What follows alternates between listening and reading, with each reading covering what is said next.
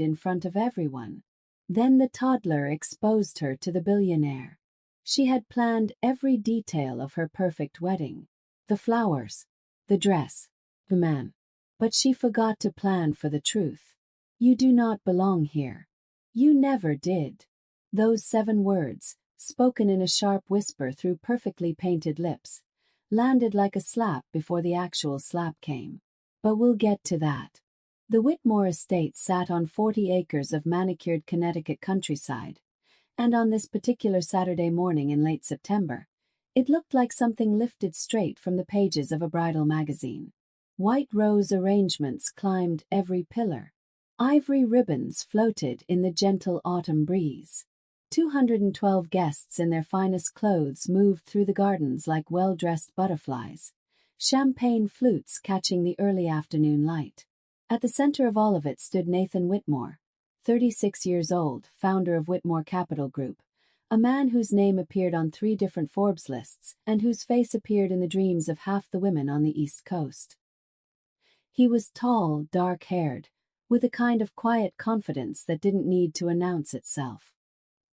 He stood near the entrance of the grand reception hall, adjusting his cufflinks and speaking in low tones with his best man, Derek. "You nervous?" Derek asked, handing him a glass of sparkling water. "No," Nathan said. Then he paused. "Maybe a little. That's normal. Is it normal to feel like something's off but you can't name what it is?" Derek gave him a sideways glance. "Cold feet, man. Classic case." Nathan said nothing else, but his eyes moved across the garden with the quiet precision of someone who had built a billion-dollar company by trusting his instincts. And right now, his instincts were whispering something he wasn't ready to hear. Across the garden, moving between guests with practiced grace, was Sophia Ellison, 26 years old, stunning in an objective, almost architectural way. Auburn hair swept up in an elegant knot, wearing a champagne-colored bridesmaid dress that she somehow made look like the main event. She laughed at the right moments, touched arms at the right moments, said exactly the right things to exactly the right people. She had been doing this her whole life, performing, and she was very, very good at it. What nobody at this wedding knew, what nobody in Nathan's life knew, was that Sophia had a plan. She had always had a plan. She spotted the woman before most people did. Near the side entrance of the estate, partially hidden by a trellis of white roses, a young woman in a gray uniform dress was trying to keep a toddler from pulling petals off the arrangements. The woman was 28, with dark eyes and a face that held a kind of tired beauty, the beauty of someone who worked hard and slept little. Her name was Clara Reyes. She had been hired through the estate staffing agency 3 weeks ago to help with setup and day of service for the wedding. The little girl pulling at the roses was her daughter, Lily, 3 years old, with her mother's dark eyes and a laugh that sounded like small bells. Clara had not planned to bring Lily today. The babysitter had cancelled at the last minute, and Clara couldn't afford to lose this job. So Lily had come along, promised a cookie if she stayed quiet, currently failing at that promise in the most adorable way possible. "Lily, baby, come here," Clara said softly, scooping her daughter up before she could destroy the centerpiece entirely. "We talked about this. Pretty flowers, Mama." "They're not our flowers, sweetheart." Lily pointed across the garden with her whole arm, the way toddlers do. No subtlety, no filter. "That lady's looking at us." Clara turned. Sophia was standing 20 feet away, and she was indeed looking at them. Not with the casual glance of a passing guest. With the focused attention of someone calculating. Clara offered a small, polite smile and turned away. That was her first mistake. Not because smiling was wrong, but because turning away meant she missed the way Sophia's expression shifted, from calculation to something colder. The ceremony began at 2 o'clock.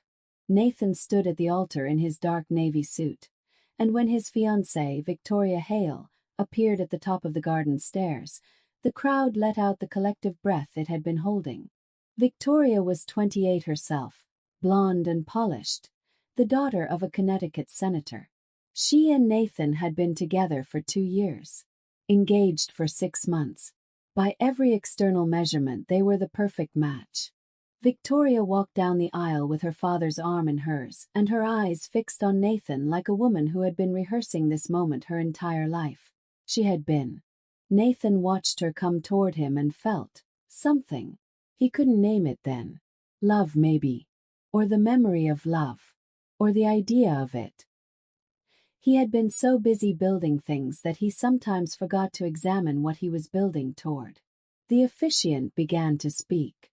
And from the side of the garden, near the catering station, Clara stood with Lily on her hip, watching the ceremony from a respectful distance as she waited for the signal to begin setting up the reception tables. Lily had gotten her cookie and was now drowsy and heavy against her mother's shoulder, one small hand curled in Clara's hair. Sophia noticed this from her position in the bridesmaid line. Her jaw tightened. She had noticed Clara twice now. That was 2 times too many. There was something about the young maid that made Sophia's carefully maintained composure flicker. And she couldn't afford flickering. Not today. Not when everything she had worked for was standing at that altar in a navy suit. The ceremony ended with applause and the kind of happy chaos that follows 2 people kissing in front of 200 people who have been sitting in chairs for 40 minutes. Guests flooded the garden. The string quartet shifted into something celebratory. Servers appeared with trays of food. Clara put Lily down, took her small hand, and moved efficiently toward the reception hall to begin her setup tasks. She was halfway there when Sophia stepped directly into her path. "You," Sophia said. Her voice was quiet, controlled, designed so that only Clara could hear. "You need to keep that child away from the guests. This is a wedding, not a daycare." Clara kept her voice steady. "I understand. She won't be a bother. I'm keeping her with me while I work. You shouldn't have brought her at all. My babysitter canceled. I spoke with the event coordinator and she approved." "I don't care what the event coordinator approved." Sophia stepped closer. "I'm telling you now. Keep her out of sight." Clara met her eyes. Held them. "I'll keep her close and quiet. She won't cause any trouble." Something moved behind Sophia's eyes. Recognition, maybe. Or something older and more dangerous than that. "See that she doesn't," Sophia said and walked away. Clara exhaled slowly. Squeezed Lily's hand. "Mean lady," Lily whispered. "Shoo, baby. She smells like Daddy's house." Clara froze. She looked down at her daughter. Lily was already moving toward the reception hall, pulling her mother by the hand, completely unaware of what she had just said. Clara stood very still for 3 full seconds. Then she followed her daughter inside. Her heart doing something complicated in her chest that she wasn't ready to name yet. The toddler had said 7 words. And somewhere in those 7 words was the beginning of the end of everything Sophia Ellison had built. In every story about cruelty, there is always a moment before it. A moment where it could have gone differently. Sophia walked right past that moment without slowing down. "Do you know who I am?" Sophia said. It was not a question. It was a weapon, and she knew exactly how to use it. The reception hall had transformed in the hour since the ceremony ended. Round tables draped in ivory linen, crystal glasses catching candlelight, arrangements of garden roses and eucalyptus running down the center of every table. 212 guests had moved inside, and the air was warm with conversation and the smell of good food and the particular electricity that comes from an open bar at a rich person's party. Clara had been doing her job quietly and well, moving between tables with practiced efficiency, straightening centerpieces, refilling water pitchers, keeping Lily close. Her daughter had fallen into a sleepy half-doze on a folded blanket behind the catering station, the kind of profound toddler sleep that happens without warning and without apology. Everything had been fine. Then Clara accidentally bumped Sophia's chair. It was not a dramatic bump. It was the brush of a water pitcher against the back of an occupied seat while Clara was reaching across to fill a glass. It barely registered. Clara said, "I'm sorry," immediately, the way a professional does. Quickly, politely, already moving on. But Sophia had been watching her all evening. Watching and waiting and building something inside herself that had nothing to do with water pitchers or bump chairs. She stood up slowly. "Excuse me," she said. Clara paused. "I apologize for the bump. I'll be more careful. You've been careless all evening." Sophia's voice had the particular carrying quality of someone who had grown up in rooms where they expected to be heard. Several nearby guests turned. "I've been watching you. You brought a child to a private event. You've been distracted. And you just knocked into me." "I barely touched your chair," Clara said. Quietly, carefully. "Are you arguing with me right now?" "I'm clarifying what happened." The table nearest them had gone quiet. 3 couples, 6 sets of eyes, all pretending not to watch while watching intently. "I want you to go get your child, and I want both of you to leave this property." Sophia crossed her arms. "You are making this event uncomfortable." Clara kept her voice level. "I'm employed here through the end of the evening. If you have a concern about my performance, I can connect you with the event coordinator." "I don't need a coordinator. I need you gone. I understand you're frustrated. Don't tell me what I am." The shift happened fast. Later, several guests would describe it the same way. One moment there was an argument, and then there was a sound, sharp, sudden, unmistakable, and then there was silence. Sophia's hand connected with Clara's cheek. Not hard enough to knock her over. Hard enough to be real. Hard enough to be heard. The room didn't gasp all at once. The silence spread in a wave, table by table, conversation dying as people turned toward the source of the sound. The string quartet, positioned near the far wall, trailed off one instrument at a time until even the cello went quiet. Clara stood very still. Her hand came up slowly to her face. Not dramatically. Just the automatic response of a person whose body is registering something before their mind has caught up. Sophia straightened, smoothed her dress. "Now, leave." "Mama." The voice came from behind the catering station.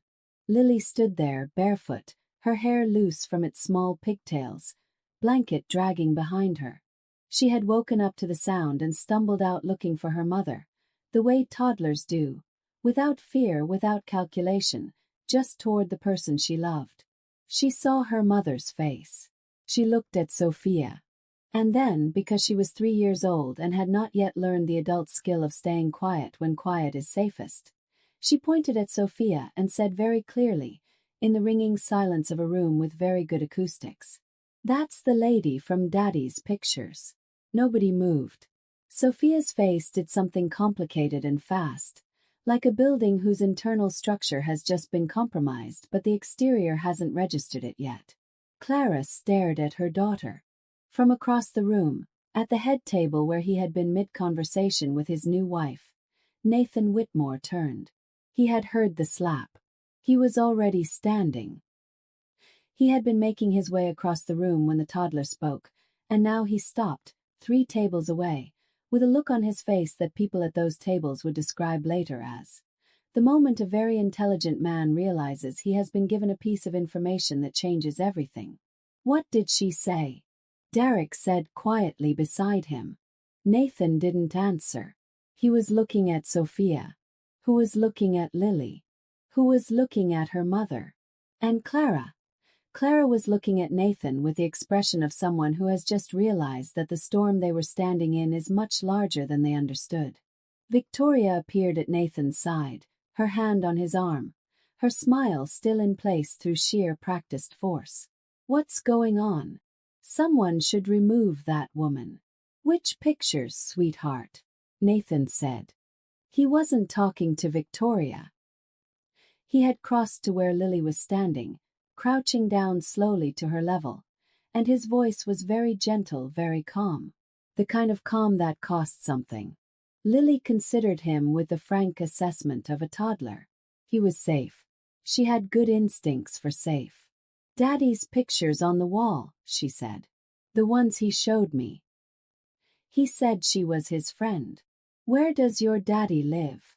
The big house with the gate. She held out 3 fingers. We go on Tuesdays. Nathan stood up slowly. He turned to look at Sophia. And Sophia, who had spent her entire adult life being the most prepared person in any room, who had a response for every scenario, who had built an elaborate and careful architecture of lies over 18 months. Sophia had nothing. Because she hadn't planned for Lily. Nobody plans for the 3-year-old. Nathan, she started. Don't, he said. One word. Quiet and final as a door closing. He turned to Clara, who was still standing where she had been standing, one hand near her cheek, watching all of this unfold with the expression of someone who came to work today and somehow ended up in the middle of something she didn't fully understand and partly caused and wasn't sure how to feel about any of it. Are you all right? He asked her. It was such a simple question. In the middle of all of this, such a simple, direct human question. Clara blinked. I'm fine, she said. I'm sorry. My daughter. Don't apologize. She doesn't understand. She understood more than most of the adults in this room. He said it without breaking eye contact.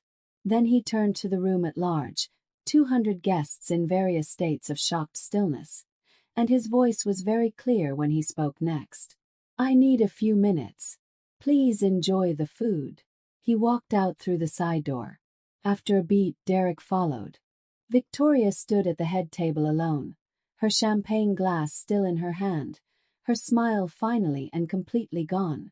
Sophia stood in the middle of the reception hall, and for the first time in as long as she could remember, she had no idea what to do next. Lily reached up and took her mother's hand. Can I have another cookie, Mama? Clara looked down at her daughter, felt the wild, improbable urge to laugh, pressed her lips together. Yeah, baby, she said softly. You can have another cookie. Sophia had slapped the wrong woman, and a 3-year-old had just burned down 18 months of lies in 30 seconds. Now the question wasn't what had happened. The question was,